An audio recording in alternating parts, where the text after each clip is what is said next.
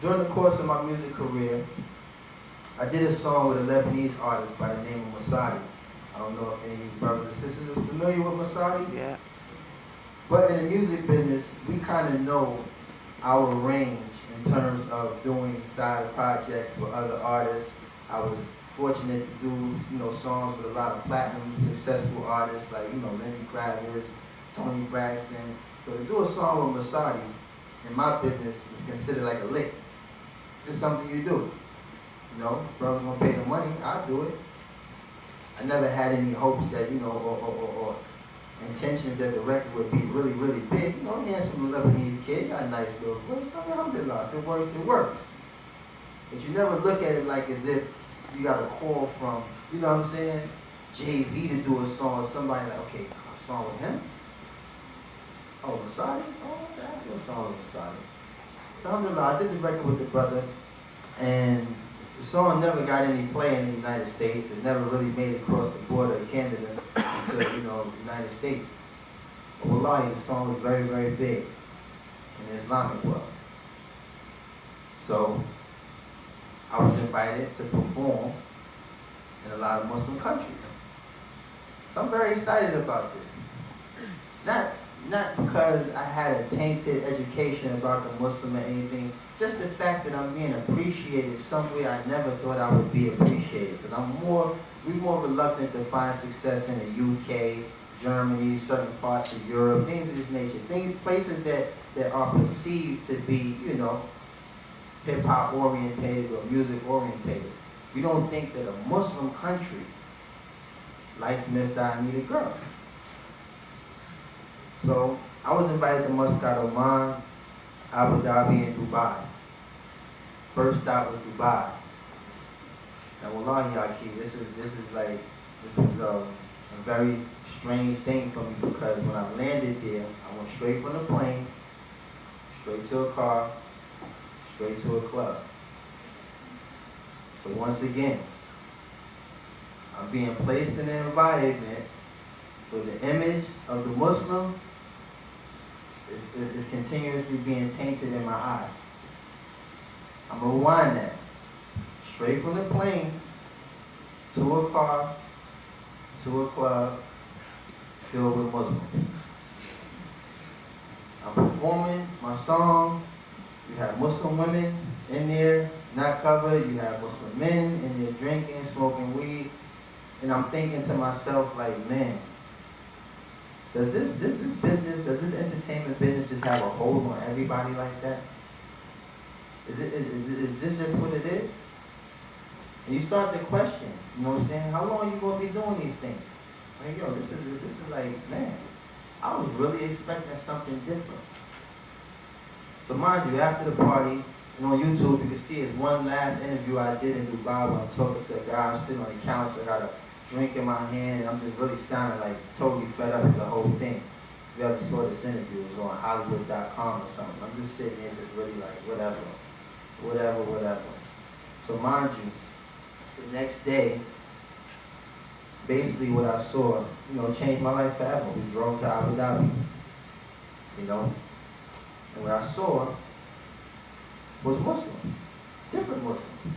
Not saying better Muslims, not saying they were any different from the Muslims I've seen before, but their characteristics, their mannerisms, their image and everything was totally different. I seen more brothers, I seen a lot of brothers with white robes on, butras on. I seen sisters with niqabs on, hijabs.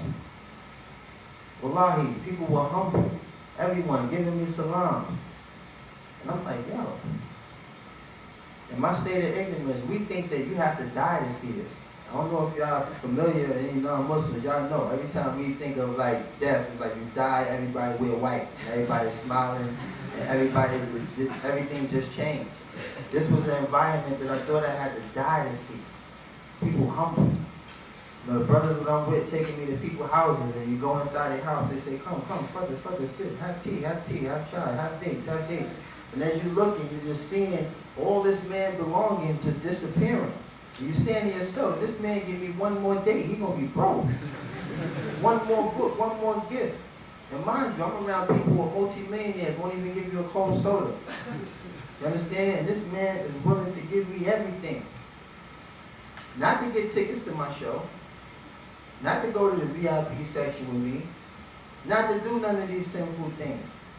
This man is giving for the sake of Allah. I mean, giving to the point where, you know, I'm like, I keep telling man, like, you know, I'm cool, I don't need nothing else, I'm straight. You know, mind you, sometime around the afternoon, I caught myself wanting to shop. This was something I like to do. You know, I had a couple dollars. I used to like going in with the shop. So basically, between Loon and Asa, I go to the marketplace, everything shut down. I'm not understanding this. I want to shop. So I'm asking the brother, I'm like, what's going on? Why is everything shut down? He said, oh, they're taking our son in that. I said, what is a son in that, Keith?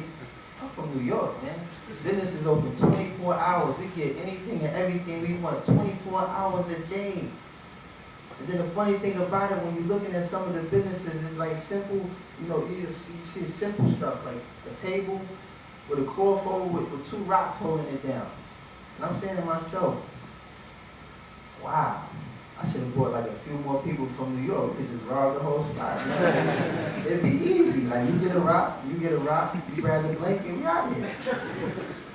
And I've never seen anything like that. You know what I'm saying? And mind you, this whole journey, I want to remind y'all, no one's giving me dawah. I'm not talking to anybody. I never spoke to anybody about Islam. I'm just starting to get closer and closer to understanding how living a life, a peaceful life, is portrayed and how it's practiced. So basically, all these things are starting to like have an effect on me. I'm looking at, okay, people wearing white, people happy, you know, women covering themselves, men showing a certain level of respect for the women. Man, people asleep when they should be selling stuff. Like, man, giving me stuff and he's almost broke. All these things is just starting to play a significant role. Then when Asa rolls in, I heard something that changed my life forever, and that was the event. And to most of the Muslims here, that has been an ordinary day for you, an ordinary call to prayer. But to me, that was the call to Islam. Because I was an individual who spent many, many hours in the studio trying to find ways to make music, to make you move. And now I'm listening to something that made everybody stand still. To the point where you can hear people breathing. You can hear people movements. Just dead silent. And I don't think everybody respected my songs like that. Or anything I've ever heard. And at that point, I knew, like, these are Muslims. And not to take or discredit any other Muslims I was raised around or any other, you know, impressions that I ever seen. But for the first time in my life, I seen the true mannerisms and characteristics of the Muslims. And it took place, you know what I'm saying, outside of my environment. So basically, following morning, I was at the Emirates Palace. Only 7-star hotel in the world. I don't think I ever make it there again on an Islamic budget. You know, inshallah, I hope anybody get a chance to at least, you know, use the bathroom there, make wudu or something. You know, but it was a nice place. It was a really nice place. And I got there right around time where the sun was rising. And what I did is I'm overlooking the Arabian Sea, and I'm watching the sun rising, I'm watching these birds flying, and for the first time in a very long time, I learned to appreciate Allah's creation. Because in that business, we just look at night, day, that's it. You don't think that Allah places a lamp over your head in the day and a lamp over your head at night. You don't think about the beautiful things like how are we able to see a star? It's a billion light years away, and we can't even see 100 feet in front of us. So at this point, I'm starting to develop a newfound appreciation for Allah's creation. And at that point, something hit me in my heart. And I knew I wanted to be a Muslim. I knew I wanted to be a Muslim. My journey was complete. I saw enough. I was sold. And basically, and I stress this with a lot of non-Muslims who have this same feeling in your heart. I'm going to give you an example of exactly what I did. I did not want this emotion to leave.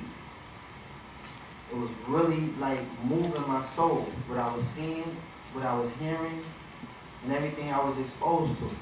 So I ran down to the lobby, and the first Muslim I could find, I ran up on him, like a stick-up kid. And I grabbed him and I said, listen, what do I have to do to become a Muslim? Obviously, the brother was thrown off. Because he turned around and what do you mean? He didn't know what I was talking about. Because normally, if one of you brothers have to approach a person like me and give me dawah, I'm extorting him for dawah. I'm running up on him like, how do I become a Muslim? He said, what do you mean? I said, well, how do I become a Muslim? So the brother looked at me and said, no, it's simple. What do? You say, Ashhadu an la ilaha illallah, Muhammadan Rasulullah. So I repeated these words, and I'm still standing there with my finger there like that. That's it. You know what I mean? Like, do I have to go back upstairs, take a shower? Do I need to go get an all-white outfit like everybody else? Come back and dip me in the water or something? There gotta be something more to this. And when a brother established this in that simplicity, it just changed me. It just said, man, this is simple. This is serious. And basically what I did when I got back to the States, I took my Shahada again just to make sure I did it right. You know? It was just a spontaneous moment. So basically, like I'm saying to the non-Muslims, you know, if you ever have this feeling in your heart that, you know, you truly understand in your heart that there's only one true God. There's only one God. There's only one creator of the heavens and the earth. And this is eating you. Don't tell yourself nothing crazy like, you know what, maybe if I, you know, stop playing video games, then I'll become a Muslim. Or, you know what, I was just thinking, I smoke cigarettes, so maybe when I stop, I'll think about being a Muslim. I was afraid to let that go. I was afraid to let that leave me. Because this was an impression that was made on me that I couldn't find nowhere out of all the methods that I resorted to finding peace. To all the people who come in your face with these smiling faces just to be around you, just to extract something from you and